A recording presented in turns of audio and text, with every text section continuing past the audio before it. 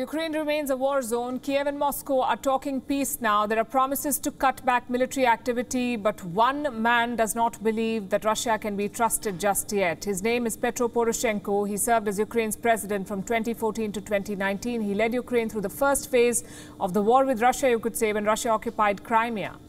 3 years after leaving office, Poroshenko has taken on a different role, the role of a soldier. Since the invasion began, he's been out on the streets of Kiev, he says, dressed in military fatigues and equipped with a weapon. We spoke to him earlier today, and it wasn't like any other interview we've had. Mr. Poroshenko was not in a studio like us. He was on duty, out on the streets of Kiev. Minutes after we started our conversation, bullets were fired. Here's an excerpt from that conversation. Mr. Petro Poroshenko, welcome to WION, sir. Okay, thank you. You've been on the front line since the invasion began. How are you doing? Are you safe? Me, together with the whole Ukrainian people, together with the whole official, are soldiers now.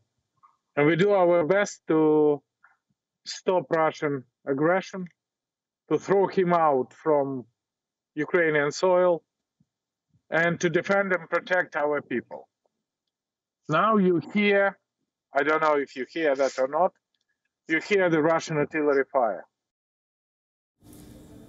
Tell us about where you're standing at the moment. You say the site has become a symbol for Ukraine. Tell us more about it, and what is it like living through a war? This is the very famous, biggest in Kiev trading center Retroville, and the civilian housing district which named Vinograd. You know, if you were here.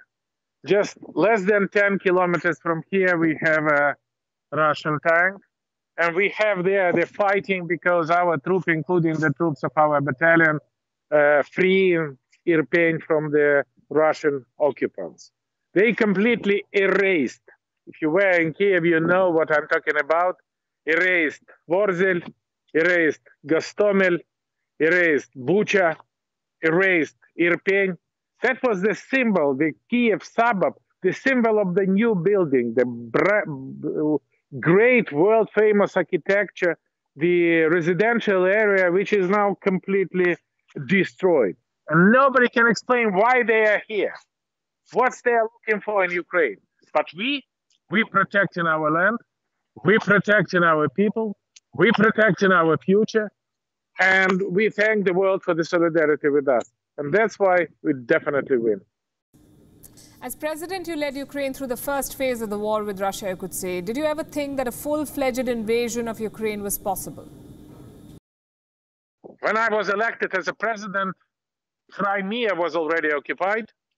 Donbass was already occupied, and believe me, this was not a conflict between Russia and Ukraine. That was a full war, and the volume of the operation, the size of the operation, was very big. But I am proud that we stopped Russian troops there. We released 2/3 of the occupied Donbass, and we protect country by the very different means. From the army means to the diplomatic means. Now I am proud that since year 2014 we create the new country.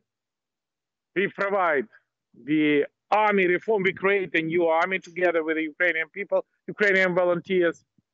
We create the new municipality structure because of the decentralization. And that's why we surprise the world. Because Putin promised that within 36 hours, he captured Kiev. And the Russian flag would be above the governmental building of Ukraine. Tomorrow would be 5 disastrous weeks of war.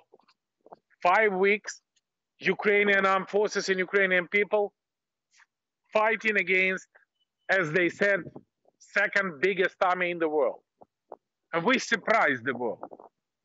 We demonstrate that the Ukrainian army, Ukrainian armed forces, demonstrate a unique unity. All the countries against Putin, all the country against a Russian fascist who come here to kill Ukraine. You know why? Because this is not possible a compromise, because They want to have us dead. They want to erase Ukraine from the world map. And we simply want to live. And it's definitely impossible to find out the field for the compromise. But proud for the last 8 years, and I'm proud for my country. I'm proud for my presidents, and I'm proud that army, Ukrainian cultural sphere, Ukrainian religious sphere is help us to unite the nation. And it's louder and louder. So we are really in a hot war zone, in a hot war time. Mr. Poroshenko, are you safe? Nobody is safe in Kiev, believe me. But here is definitely, you see what's going on here, and this is definitely not safe. But we live with this condition for already 35 days. Indeed, we appreciate your courage, sir. To do this interview in such a difficult condition is no mean feat, and we respect you for that. In the past, you've called Russia's President Vladimir Putin a quote-unquote crazy maniac. What message would you like to send him today? I don't change my mind. And no normal person is impossible to explain what is the reason why he's doing that. He is inadequate. He is unpredictable. He is crazy. Killer, which should be behind the bars of International Criminal Court. What do you make of the actions of the West so far? Do you believe their reluctance to act against Russian energy supplies has extended this war in Ukraine? Look, first of all, I also think that the world is surprised at Putin, because Putin do not expect the world would be such united. Definitely yes. But we need from the world, from the global solidarity, several things. We need the Land-Lease Act to supply Ukraine everything from nutrition to ammunition. We need a closed sky with the Russian against Russian plane with anti-aircraft missiles and jet fighters. We need a second front, and this is exactly about sanction and embargo. And with this situation, I want to kindly ask of our Indian partners. We definitely insist that we should stop paying to Russia money for financing war in Ukraine. Because every single $1 billion and Russia received for their oil and for their gas, $1 billion a day. $1 billion, this means more than 300 Russian tanks go to Ukraine for one day. Means more than 200 Iskander ballistic tactical missiles per one day. And with this situation, definitely we very much welcome decision of the United States to stop buying Russian oil and gas, decision of the United Kingdom, the plan for the European Union, including, by the way, the Germany, to significantly decrease the gas consumption and stop oil consumption.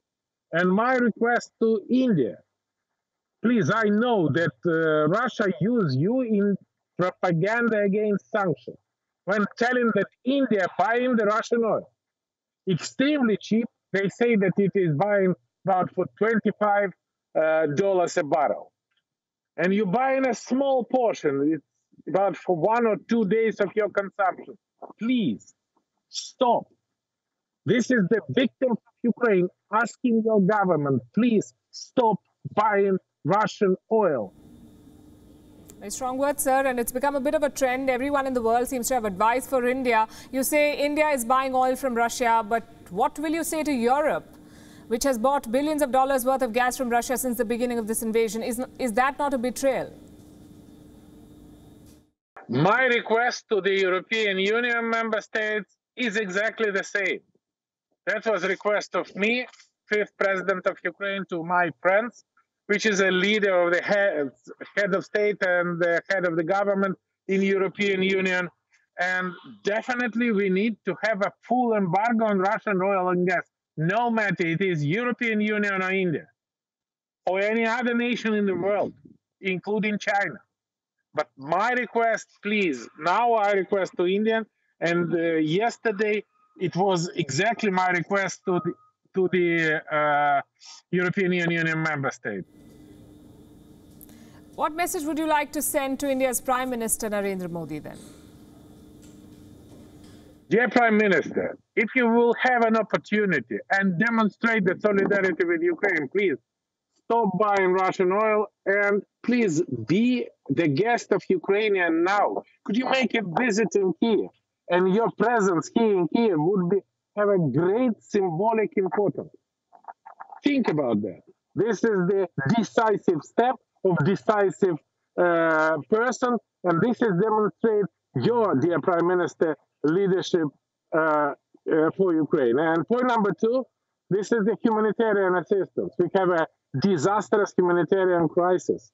And if, as I said, you can supply the world-famous Indian medicine for the suffering Ukrainian victims of the Russian aggression, that would be also very important, because friend in need is a friend indeed, my dear partners. Well said, Mr. Poroshenko. Thank you very much for joining us here on WION. WION is now available in your country. Download the app now and get all the news on the move.